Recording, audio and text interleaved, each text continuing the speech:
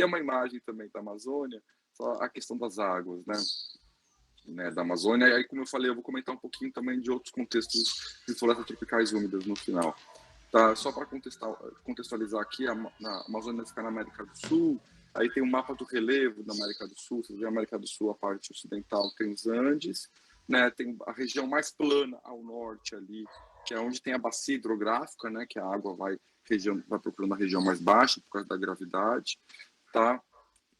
Aqui é a floresta amazônica, é a cobertura vegetal da floresta amazônica, tá certo? Então, essa aula de hoje serve para o Enem, é interessante para o Enem, é um tema importante para os brasileiros que vão prestar o Exame Nacional do Ensino Médio, mas ela é muito importante também para os colegas internacionais, africanos, porque, né, primeiro, para conhecer um pouco a situação do Brasil, para perceber que a Amazônia é uma questão global, internacional, de importância global, mas também porque tem recorrências que acontecem em África também. Tem ressonâncias, a gente vai discutir isso, sobre o que acontece em África. Então a Amazônia está aí, gente. Esse aqui é um mapa que aparece a cobertura vegetal e o uso do solo amazônica. Vocês vejam que tem um mapa na América do Sul e a parte verde, e acima à esquerda tem um mapinha menorzinho, né, que aparece a Amazônia no contexto sul-americano.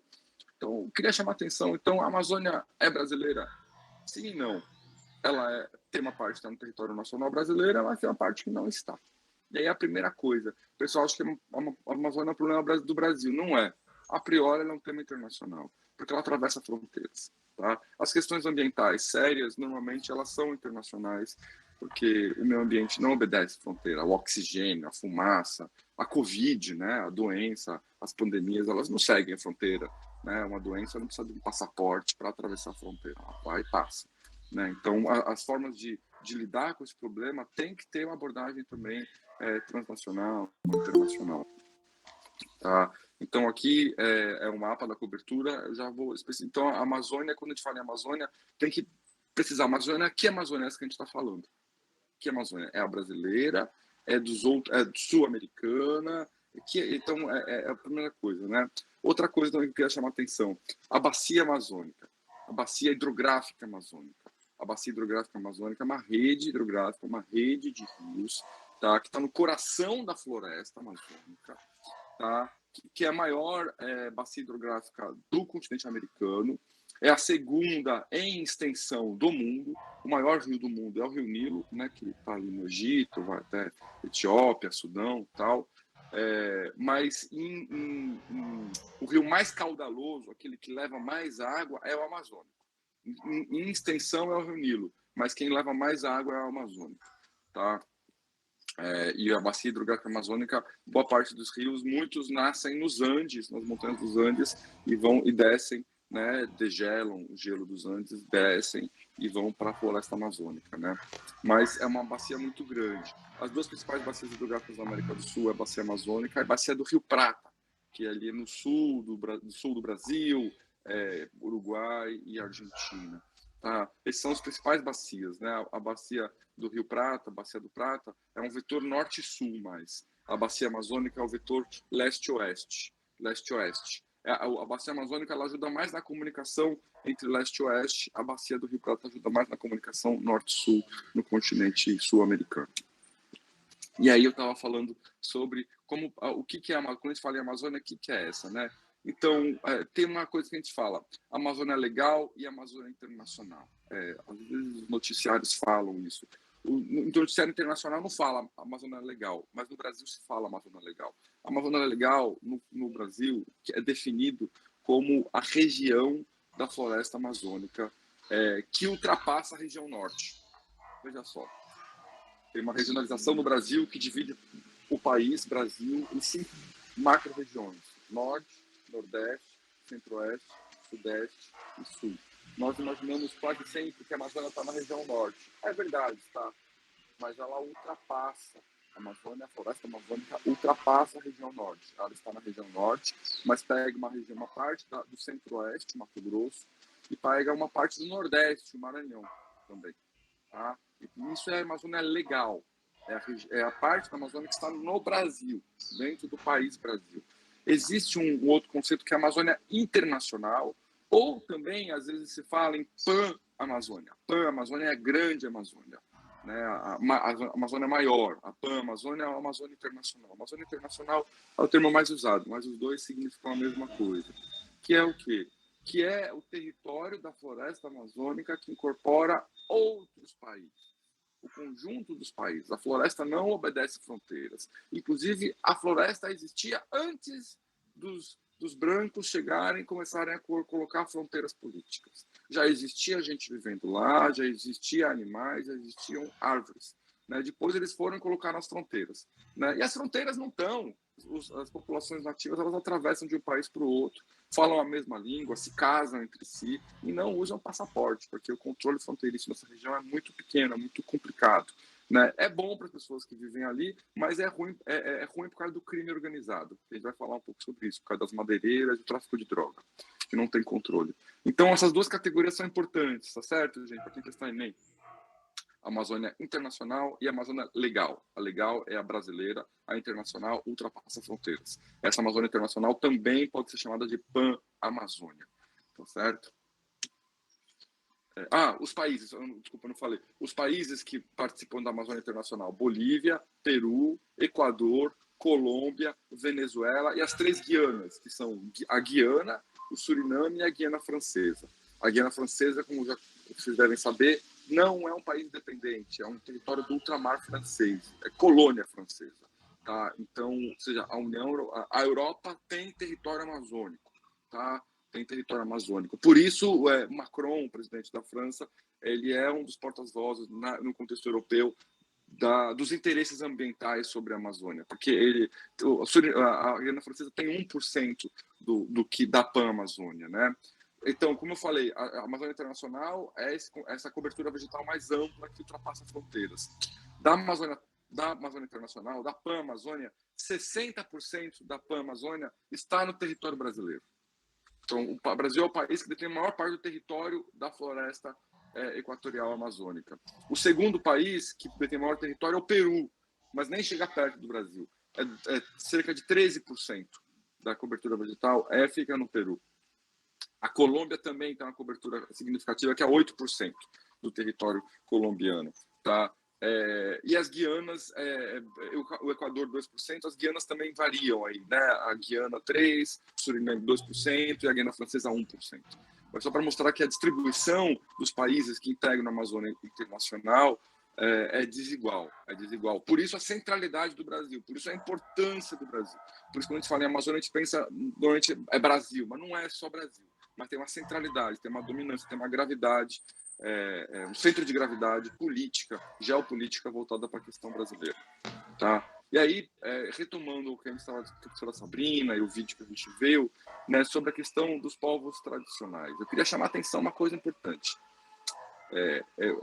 Quem assistiu minhas aulas passadas, gente, se lembra que eu comentei que a história do meio ambiente é uma história de longuíssima duração. A história ambiental, a história natural da Terra, ela é anterior à história dos seres humanos, anterior à história dos homens, das mulheres. Antes de nós, seres humanos, existirmos, já existiam natureza, já existia meio ambiente, já existiam animais, já existiam plantas que viviam na Terra, tá?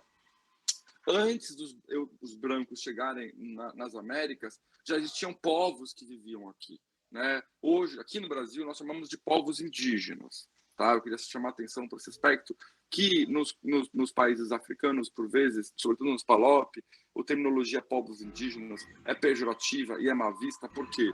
Por conta que essa categoria foi utilizada pelo colonialismo português para subalternizar, para dominar e para oprimir esses povos. Então, muitos colegas africanos, amigos, tal, acham estranho, acham que é desrespeitoso chamar no Brasil de povos indígenas, né? Mas aqui os povos indígenas, eles incorporam essa categoria e é uma categoria política de reivindicação, é uma reivindicação legal. Os povos indígenas têm cobertura jurídica na Constituição brasileira. Se eles se definem como povos indígenas, eles têm direitos especiais, é uma forma de garantir esses direitos, que não são cumpridos, claro, mas eles lutam para isso ser cumprido. Então, falar em povos indígenas do Brasil é uma forma de reconhecer um direito, tá? Que é diferente do significado da palavra povos indígenas, tá? Na história colonial dos países africanos. Então, aqui no Brasil, a gente chama de povos indígenas. Mas quem são eles? São os povos autóctones, são os povos ameríndios, tá? São os povos os naturais das Américas, que viviam aqui antes dos europeus chegarem. Mas veja só, a Amazônia ela mudou muito na história ambiental, né? Na história, ou seja, ela era menor antes.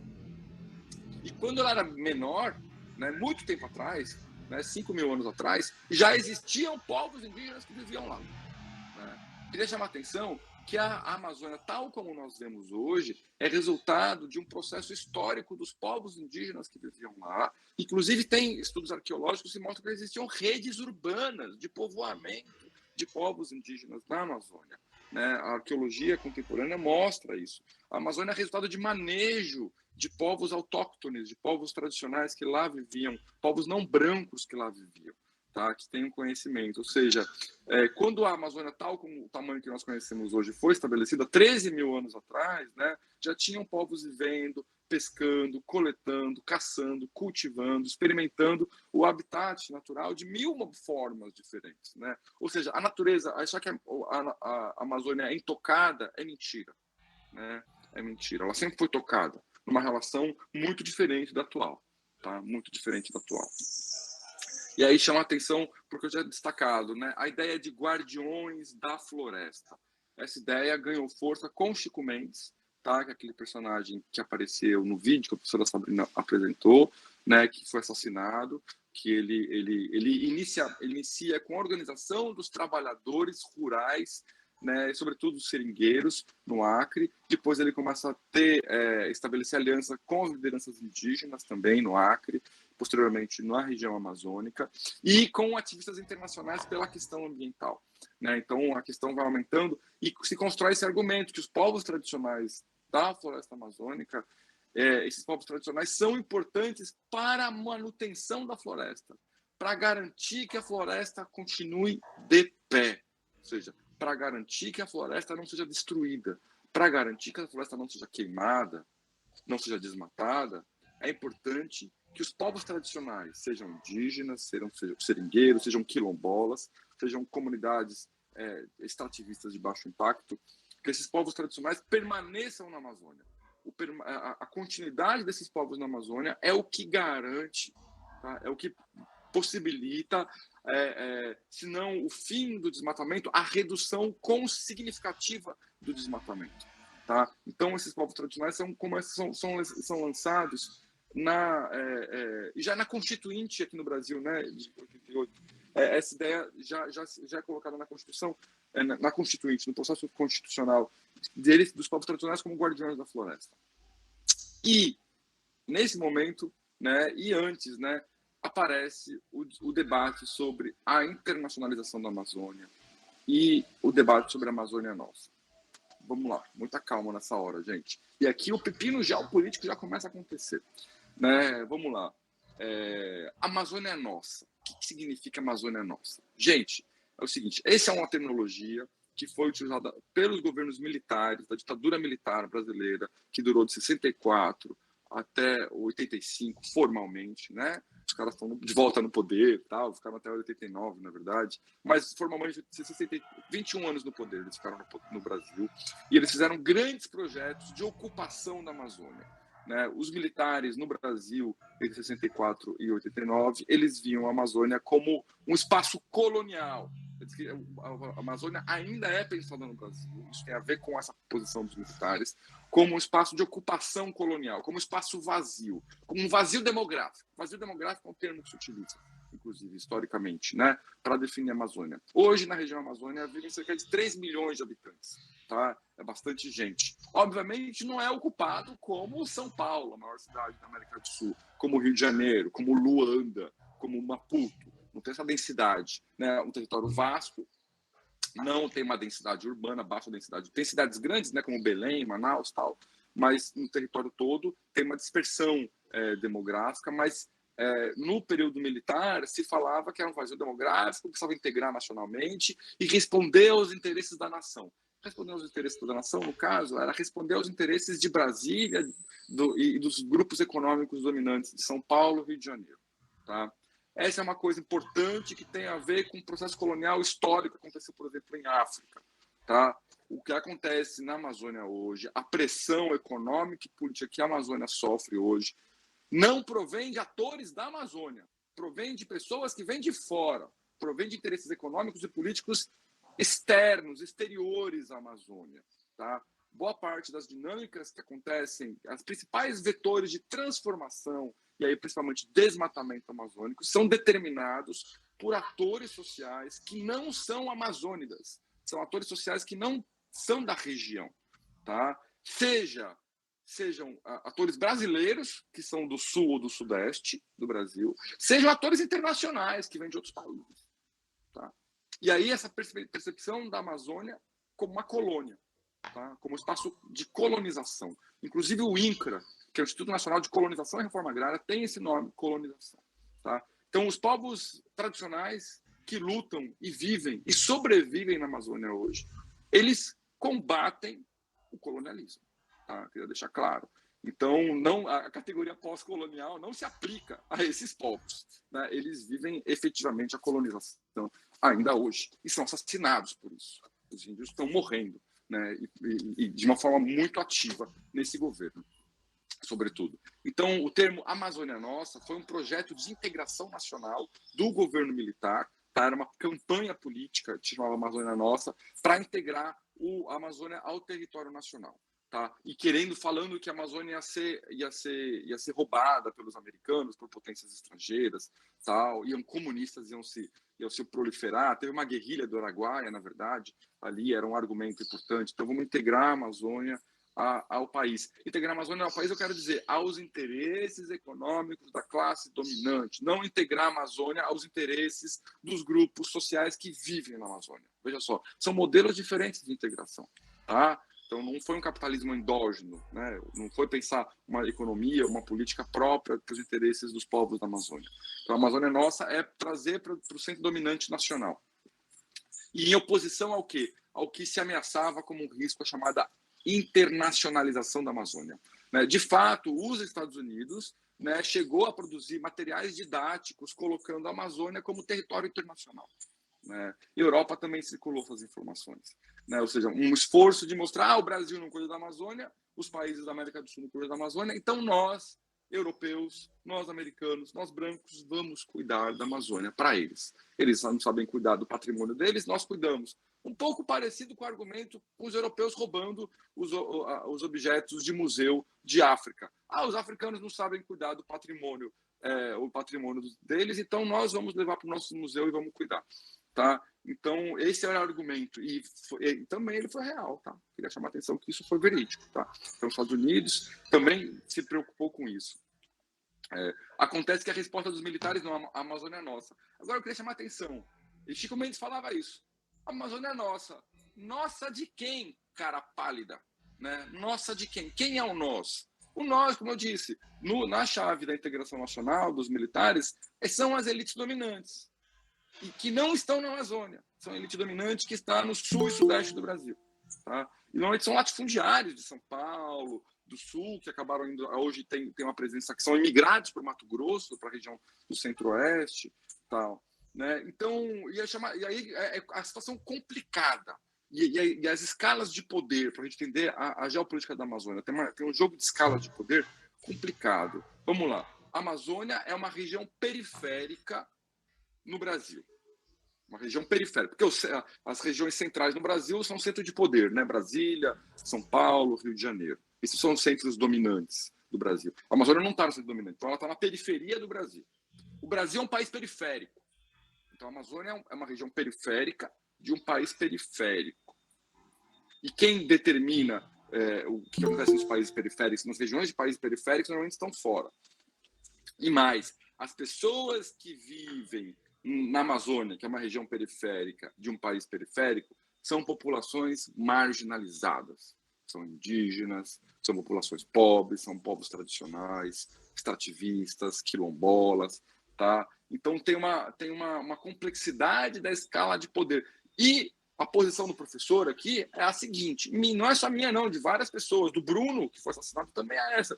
Os principais sujeitos que para se pensar e para se atuar na zona amazônica tem que ser os povos que lá habitam, sobretudo os povos tradicionais que lá habitam, que lá vivem, que lá conhecem a Amazônia, que conhecem seus problemas, que tem projetos, sim, de transformação, mas que não são esses que estão colocados, que estão em curso. Tá? Ou seja, e essa é a postura aí, gente, que eu acho importante a gente ter no caso da Amazônia, e eu queria chamar atenção. Congo, a mesma coisa nesse sentido. Tá? Congo é um país periférico, a floresta do Congo está numa região periférica do Congo, que não está nas capitais. Tá? Os povos que lá vivem são os povos mais subalternizados dentro do Congo, da Rodésia e mesmo de Angola, do Gabão. Tá? A mesma coisa acontece com a Indonésia. Tá? Então, é importante pensar o lugar, a importância dos povos tradicionais na manutenção e na proteção do meio ambiente nesses contextos. Tá? É muito importante. Esses povos são os povos que detêm o conhecimento, tá? E detêm a destruição, tá? Do meio ambiente. Tá? Pelo fato de que eles terem a presença e lá lutarem para sobreviver, é que esse meio ambiente resiste um pouco mais. Esses povos resistem a processos de colonização de longa duração, resistem a processos de violência e morte.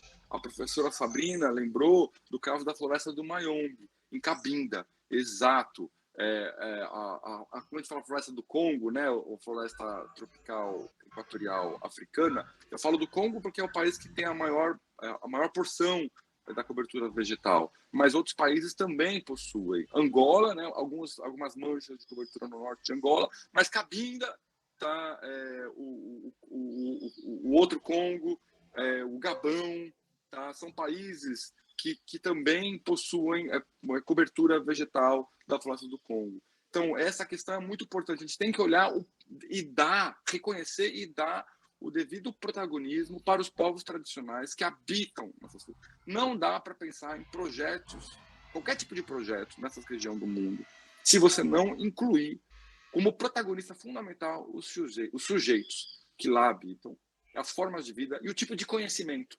Esses caras têm um conhecimento muito especial, gente. Eles estão vivendo lá há muito tempo. Eles conhecem as plantas, conhecem o regime climático, conhecem o solo. Eles têm um conhecimento do meio ambiente que é muito importante, que cientista nenhum conhece. Tá? O cientista tem que ir lá aprender com esses caras. Tá? A relação do conhecimento científico tem que beber do conhecimento tradicional. Aqui, gente, eu estava comentando com vocês os projetos de colonização do período do regime militar. De certo modo, os militares nos anos 80 eles saem do poder aqui no Brasil, né, formalmente. A ditadura militar começa lentamente o processo democrático e a formalização de processos de políticas ambientais, tal. Mas o processo de expansão agrícola e também de depredação da Amazônia, ele continua. Tá? Nessa imagem aqui é a fronteira agrícola. O conceito de fronteira, que deixa uma atenção para vocês aqui, já que não é de geopolítica, tem dois sentidos quando a gente fala a palavra fronteira. É um conceito que pode ter dois sentidos, tá? Nesse mapa ele tem um sentido específico, tá? Mas vamos lá, quais são os dois sentidos? Um é quando a gente fala fronteira entre países. A fronteira do Angola com Congo, de Guiné-Bissau com Senegal, de Moçambique com Tanzânia, do Brasil com Argentina, por exemplo. São fronteiras nacionais. Se você atravessar a pé, tá, você tem que passar se você for fazer o caminho correto, né? Não for passar clandestinamente. Você tem que mostrar um passaporte, pegar um visa e tudo mais. Essa é a fronteira entre nacionais. Tem um outro conceito de fronteira, que é pensar a fronteira como zona de expansão, zona de crescimento. Quando a gente fala em fronteiras coloniais, né, que são as guerras de pacificação no século XIX, dos portugueses entrando em guerra, né, com os reinos africanos em Moçambique, com o imperador Gungunhane, por exemplo. Tá? Então, são a fronteira como uma zona de expansão. Os Estados Unidos ocupando a zona oeste dos Estados Unidos, né, matando os índios, né, aqueles filmes de Bang Bang, né, que John Wayne trabalha nos Estados Unidos. Eles estão matando os índios. Aquilo lá é a expansão da fronteira americana para o oeste. Né? Então, estão matando os povos que moram lá, mas aí os índios são malvados, mas os malvados são os brancos, na verdade, que estão ocupando a terra de quem morava lá e está matando. Né? E aí, aquilo lá é uma fronteira. Então, a fronteira como uma zona de expansão. Então, chama atenção para esses dois. Fronteira como um limite, de um lado, que divide espaços, territórios, tá? Um conceito político. O outro conflito também é político, mas é fronteira como zona de expansão, de crescimento. Tá? Então, nesse mapa, o significado do conceito de fronteira é de zona de expansão. Tá? E aí a fronteira agrícola. E aí você vê que a Amazônia sofre uma pressão danada. Tá? Do sul para o norte, e também aí aparece tanto hoje, cada vez mais, do Oriente para o Ocidente, ou do leste para o Oeste, tá? Que é do Maranhão ou do Pará para o Ocidente. Tá? Então, da direita para a esquerda, se vocês quiserem.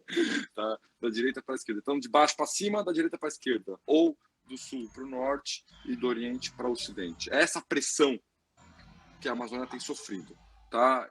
Esse mapa é um mapa que mostra os vetores de expansão nos anos 90 e 2000, no final do século 20. Tá? E aí o que acontece? Se queima a floresta que nasce depois da queimada é uma floresta muito menos densa, muito menos úmida, com muito menos biodiversidade. Tá? É uma floresta que tem características de cerrado.